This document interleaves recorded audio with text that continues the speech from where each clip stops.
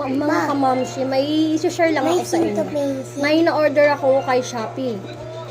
Ito ay ang mosquito repellent.